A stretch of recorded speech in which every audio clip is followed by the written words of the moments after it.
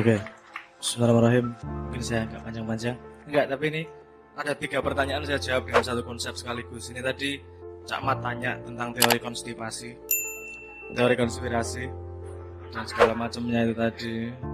Terus pasrah itu kapan supaya pas dan bener, dan sekaligus ini ntar menjawab Mas Alfian sing Tuhane udut kuwi mau. Neng enak Mas Tuhan iso ganti merek saenake dhewe iki. Enak nek lagi kiri ya Tuhane kiri. Lagi sugih ya Samsu. Samsu ki rokok butuh komitmen. Nek udut suwe banget koyo rabi wae udut. Suwe ini mung rokokan wae komitmen. Oke, ini saya ingin memberi sebuah konsep dasar. Ada 3 hal. Pertama, yang harus diawasi adalah prekonsepsimu terhadap sebuah konsep. Nanti saya jelaskan lebih jauh. Nomor 2 adalah pemahaman atas limitasi dirimu sendiri. Nanti saya jelaskan lebih jauh. Nomor 3 tentang konsep pasrah, posisi pasrah apa dan di mana, itu konsepnya garisnya harus jelas. Ini Mas, tadi yang tanya tadi tentang pasrah sama Mas Hidayat. Oke, Mas Hidayat. Oke, kita nyambung. Saya pengen menawarkan konsep yang selama ini saya pakai. Saya dalam hidup saya nggak ngomong ini harus kayak gini ya. Saya cuma menawarkan konsep yang saya pahami. Ini juga berhubungan dengan kesuksesan orang, berhubungan dengan bagusnya organisasi atau enggak, hampir berhubungan dengan segala hal dalam hidup. Karena manusia sama-sama dikasih modal 24 jam dalam sehari. Manusia sama-sama dikasih modal energi segitu, tapi ada yang efektif berhasil, ada yang tidak. Apa yang salah? Nah, saya kemudian ada rumus, ada konsep yang saya pakai, yaitu kita harus ada lapis di dalam luar diri kita, sehingga kita tahu kalau sesuatu masuk lapisan yang mana, dia butuh energi yang sebesar apa, dan apakah kita harus pasrah ataukah kita harus berusaha. Ini tadi yang saya maksudnya gini, satu prekonsepsi, kalau Anda ngomong pasrah, Anda komplain karena pasti Anda berhubungan dengan hasil. Yus nanti laku apa ora terserah, tak pasrah. Nah, pasrah karo hasil itu jadi satu konsep, padahal itu 2 konsep yang sama sekali berbeda. Pasrah ya pasrah, kamu bekerja keras itu pasrah karena kamu tidak menagih hasil di situ. Tapi saya pengen konsep ada 3 lapis itu. Lapis yang paling dalam, yang paling dekat dalam diri saya adalah itu yang paling energinya paling banyak dikeluarkan dan paling banyak dipikirkan. Itu adalah saya sebut sebagai lingkar pengaruh, di mana kita bisa benar-benar mempengaruhi sekitar kita. Mempengaruhi dalam tanda petik, dalam arti bukan propaganda ngono ya. Maksudku gini, kalau orang nyetir itu kan kamu bisa mempengaruhi motormu mau kemana, jelas ya. Itu namanya lingkar pengaruh pertama. Kamu benar-benar bisa melakukan sesuatu dan langsung di depanmu, kamu langsung bisa melakukan. Nah, itu garis pertama. Jadi saya sebut sebagai lingkar pengaruh lah, anggap baik gitu. Lapis kedua saya sebut sebagai lingkar peduli. Jadi saya memperdulikan, tapi saya tahu persis bahwa saya tidak benar-benar bisa merubah terlalu banyak. Kalau naik motor tadi lingkar pengaruh adalah yang nyetir, lingkar peduli adalah kamu yang dibonceng. Kamu kan pasrah sama yang nyetir. Nah, yo bisa monceng belok kiri, kamu ikut belok kiri karena kamu di atas motor. Kamu bisanya hanya peduli, hanya awas hati-hati, ngerem, ngegas. Itu pun kalau kebanyakan ngomong disikut mesti. Asu gak nganggep gue sih nyetir gini, bonceng gak gitu. Jadi ada kalau kamu pada lingkar peduli itu jangan terlalu stres. Orang kamu juga sudah keputusan awal bahwa kamu mau bonceng dia. Peraturannya juga, aplikasinya juga pasti berbeda. Itu yang saya sebut sebagai lingkar pengaruh. Ini langsung ke Mas Alfian tadi. Angel tentrem ngasih Tuhane udut ini mau. Ini menarik banget ya. Anda stres pada informasi di lingkar perhatian, itu butuh Anda perhatikan. Anda tahu kalau Anda itu bikin Anda stres, Anda tinggalkan, gak masalah. Gak usah baca koran sekalian, gak usah nonton TV sekalian, karena itu hanya di lingkar sangat luar, lingkar perhatianmu jauh di luar sana, bukan di lingkar pengaruhmu. Orang yang sukses adalah bagaimana dia mempelajari dan melakukan sesuatu secara efektif di lingkar pengaruhnya. Wong kue neng kene mumet sing neng adoh. Ngopo kue mumet adoh ngono? Udah, itu jadikan faktor lain. Jadi gini, kalau lingkar pengaruh itu yang nyetir, lingkar kepedulian adalah yang bonceng, lingkar perhatian adalah motor lain. Pernah kamu dalam hidupmu ono wong melanggar lampu merah? Wah, asu kayak mana stres kayak melanggar lampu merah, wong kayak motor dicekel polisi tau ya. Kamu buang waktu. Gimana itu sama sekali di luar pengaruhmu Dan kamu juga nggak harus peduli 100%. Tapi kamu bisa ngambil pelajaran tuh. Melanggar lampu merah, ketangkap polisi. Jadi kamu ketika nyetir motor jangan melanggar lampu merah. Atau kalau kamu dibonceng ngomongin jangan melanggar lampu merah. Jelas ya? Jadi jangan stres pada sesuatu yang di lingkar perhatian. Aduh, lingkar perhatian masih sangat banyak PR di lingkar pengaruh di sekitarmu. Kalau kamu sehari-hari ngobrol apa? Ada yang ngobrol ekonomi Indonesia, ada yang ngobrol calon gubernur siapa. Tapi kita banyak loh di Twitter gosip, nanti reshuffle siapa, wakil presiden mau diganti ada Malik katanya. Aku ngekek itu loh, daftarin mau diganti ada Malik, digali sebuah kubur. Nah itu banyak orang-orang yang ngobrolnya di topik-topik di lingkar.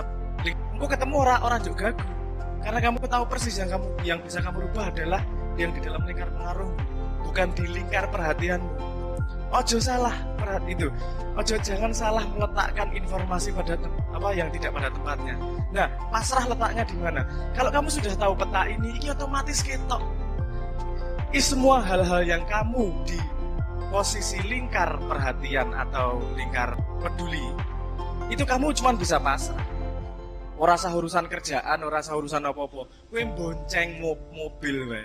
Kamu naik di dalam mobil, naik bonceng di motor itu kan kamu juga cuma bisa pasrah. Arep piye kowe? Melu tak ewangi kene ngindak gas. Ya ora iso. Ya buyar toh. Itu saja kamu harus pasrah mau gak mau. Tapi ketika sesuatu masuk dalam lingkar pengaruhmu, jangan pernah berhenti melakukan yang terbaik. Karena itu memang di depan matamu, kepasrahan. Tuhan memasrahkan sesuatu pada dirimu untuk kau perbuat dan kau perbaiki. Nah, nek kowe arep memasrahkan sesuatu kepada Tuhan agar diurusi, kowe kudu menyediakan diri kepada Tuhan bahwa nek ana sing ning ngarepku, tak urusi dengan baik Tuhan. Aku akan memperlakukan makhlukmu seperti aku ingin diperlakukan oleh Tuhanku. Ancep tau, logikanya jelas ya.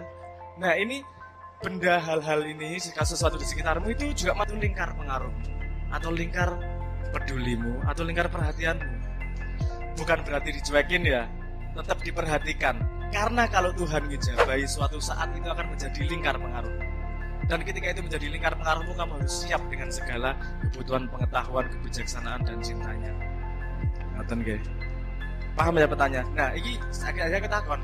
Ada teori konspirasi, itu lingkar pengaruh, lingkar peduli, atau lingkar perhatian, atau di luar lingkar perhatian. Kapan-kapan itu diomongkan, gak masalah, tapi gak perlu diomongkan besar-besar. Itu semua juga gak primer kok. Asal kamu melakukan lingkar pengaruhmu dengan benar, merasa gembede lah. Yang benar kamu lihat benar-benar memang apa yang bisa kamu lakukan, yang dalam lingkar pengaruhmu kamu lakukan dengan benar.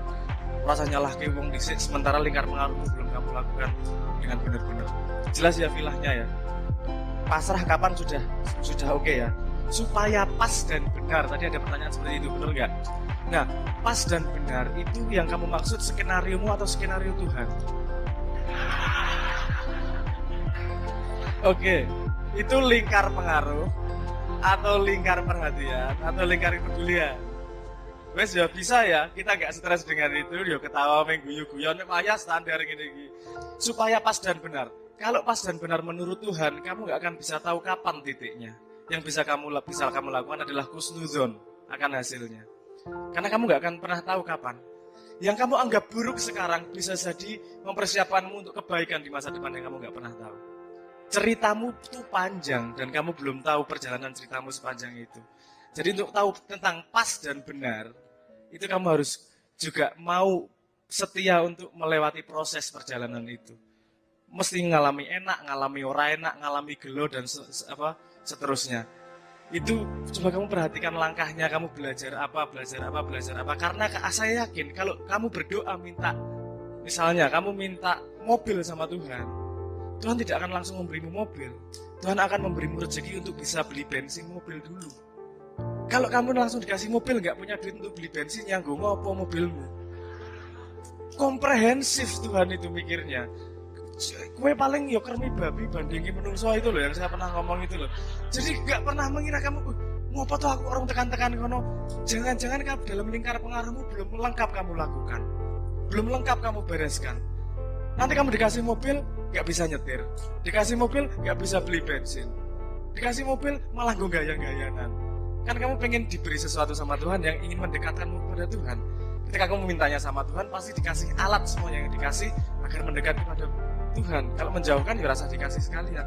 Apakah itu kalau tidak dikasih apakah buruk? Baik buruk itu selalu butuh measuring stick bahasa Inggrisnya. Bahasa Indonesianya apa ya? Selalu butuh tolak ukur. Saya kita takon, dalam tolak ukur kesejahteraan, korupsi itu baik atau buruk? Buruk untuk rakyat. Kalau untuk yang korupsi, ayo toh. Baik buruk itu sangat-sangat relatif. Kamu lihat dari sudut pandang mana, yang lihat siapa, urusan kesejahteraan atau urusan pahala dosa, urusan sekarang atau besok atau masa depan atau anak cucu. Nah, variabelnya amat sangat banyak.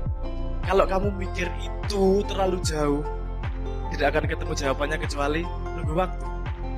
Daripada mikir itu stres, itu kan lingkar perhatian juga. Lakukan di lingkar pengaruhmu. Di lingkar pengaruhmu, lakukan sebaik-baiknya. Yang kamu tahu aku melakukan baik. Karena lingkar pengaruhmu kecil, kamu akan diperjalankan yang tidak kamu ketahui jalannya lewat mana. Tuhan tidak akan disangka-sangka datangnya dari mana untuk ke tempat yang kamu tepat di mana nanti. Apakah lingkar pengaruhmu tambah luas? Apakah lingkar pengaruhmu sedikit tapi sangat penting? Nah, dan seterusnya lah segala macam Tuhan yang tahu. Yang bisa kita lakukan adalah kesulitan dan berbuat sebaik-baiknya sesuai dengan bagaimana kita bisa melakukan. Nah, menurut saya sholat, yaitu tadi sholat itu salah satu cara kita melatih pemahaman kita tentang positioning tersebut. Apakah kita di lingkar pengaruh, apakah kita di lingkar peduli atau di lingkar perhatian. Karena ketika sholat kita dilatih positioning kita sama Tuhan.